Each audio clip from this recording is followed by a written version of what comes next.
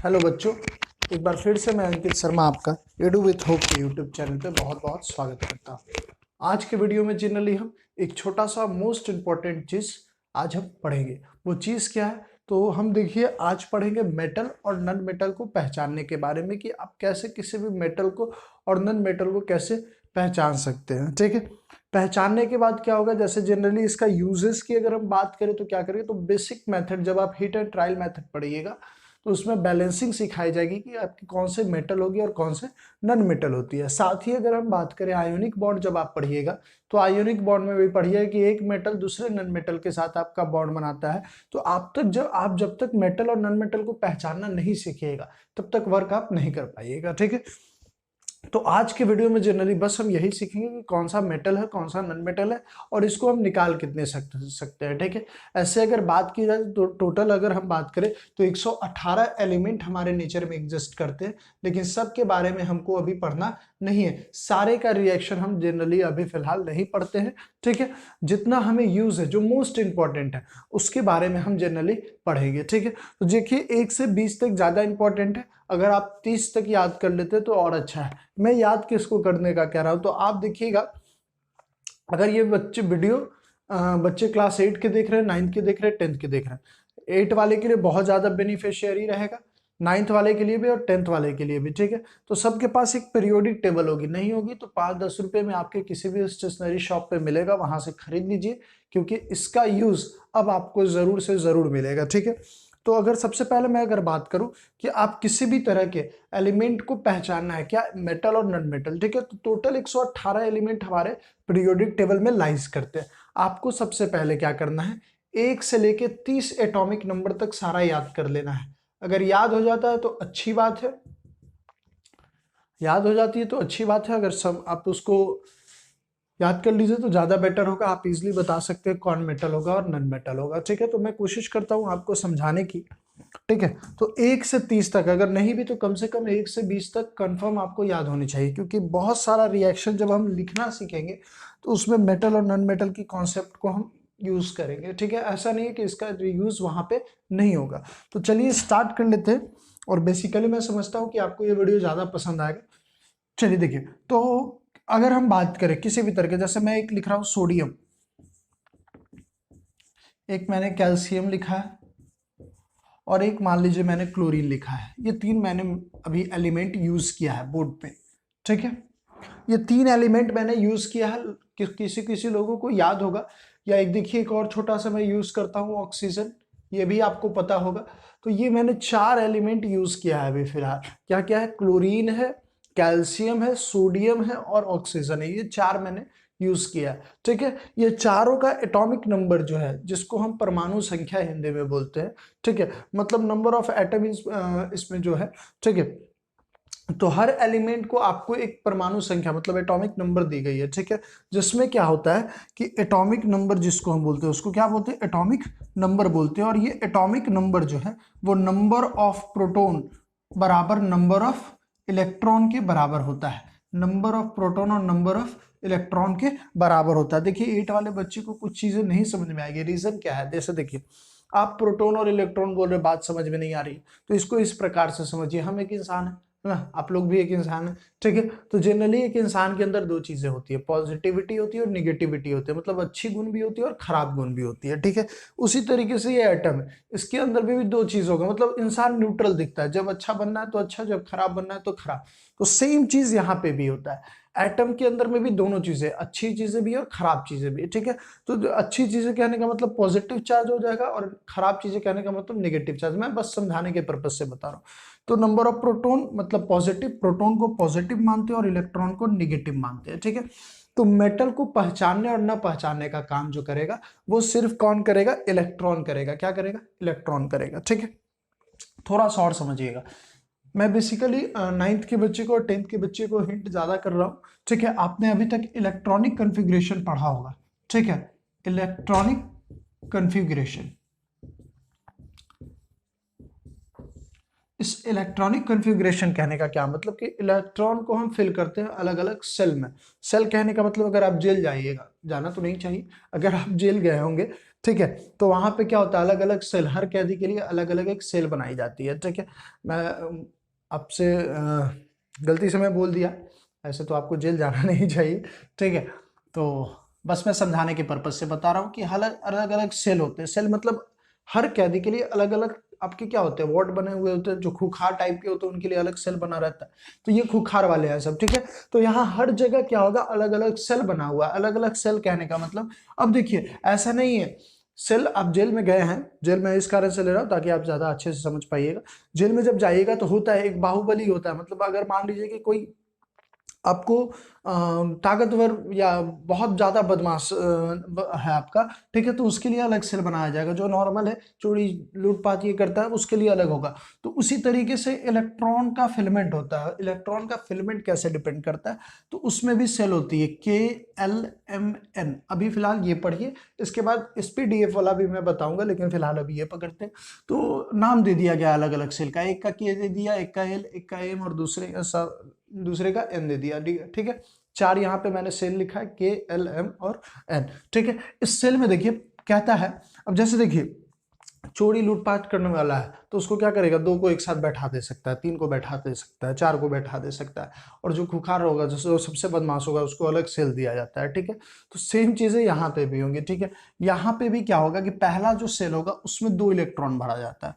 कितना इलेक्ट्रॉन भरा जाता है, 2।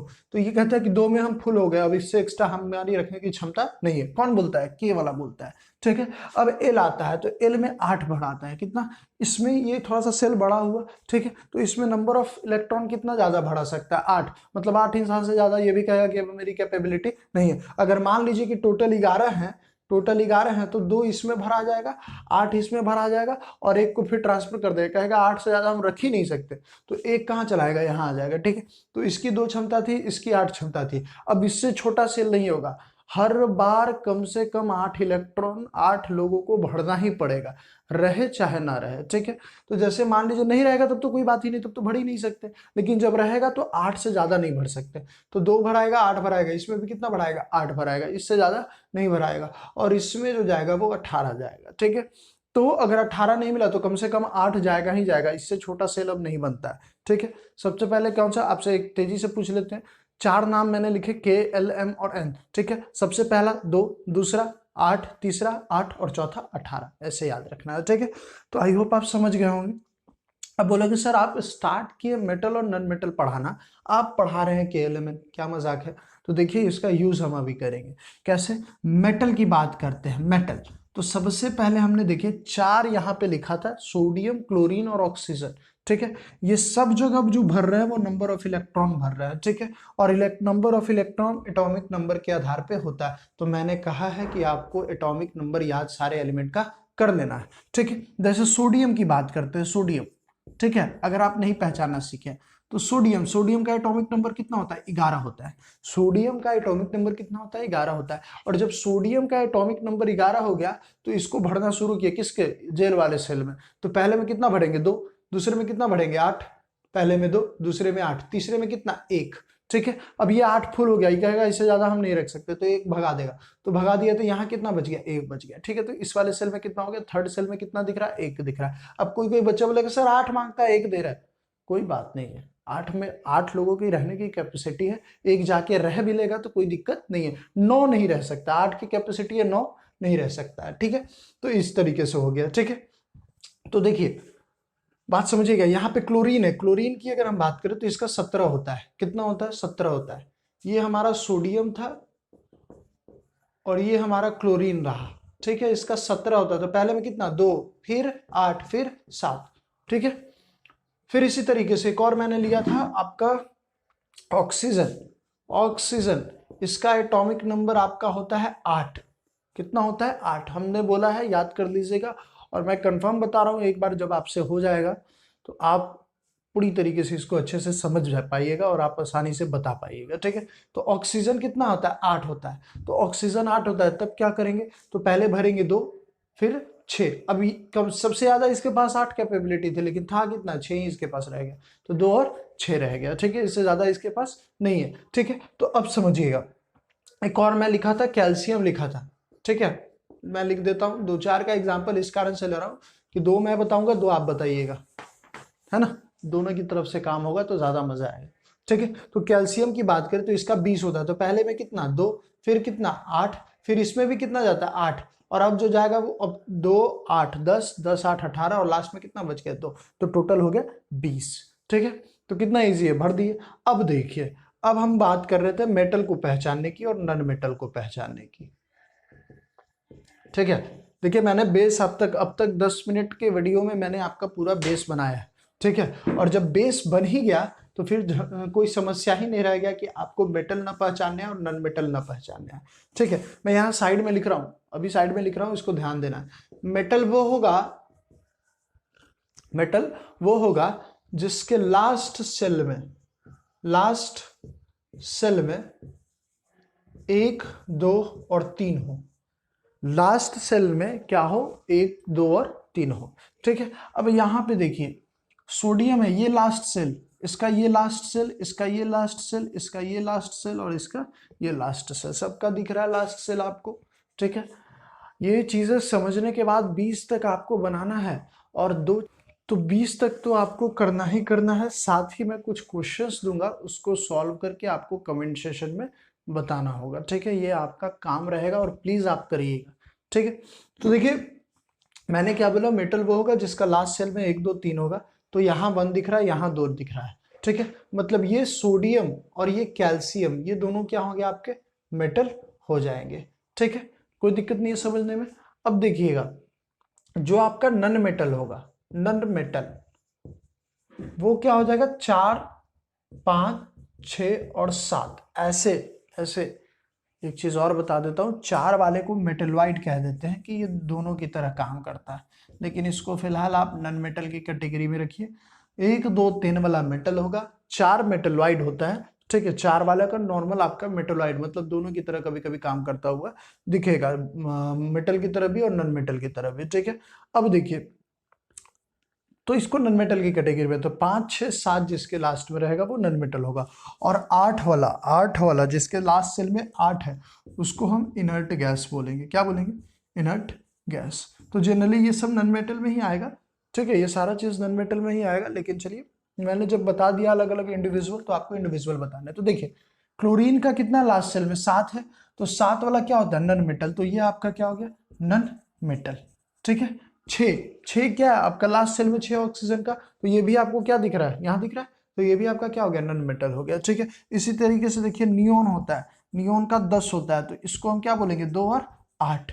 ठीक है, तो लास्ट सेल में कितने, 8, मतलब ये क्या हो जाएगा, इनर्ट गैस हो जाएगा, जो कि नॉन मेटल में ही आएगा। ठीक है, तो इनर्ट गैस होगा ये। ठीक है, तो जनरली इस तरीके से आप समझिए। तो आपको 2-4 मैं क्वेश्चन देता हूँ, इसका सॉल्यूशन आपको करके बताना है। ठीक है, चलिए तो मैं लिखता हूं, आपको कर लेना है। एक हो गया पोटाशियम, फटाफट लिख लीजिए, जिन बच्चों को याद नहीं है मैं इसका एटॉमिक नंबर साथ में लिख देता हूं, 19।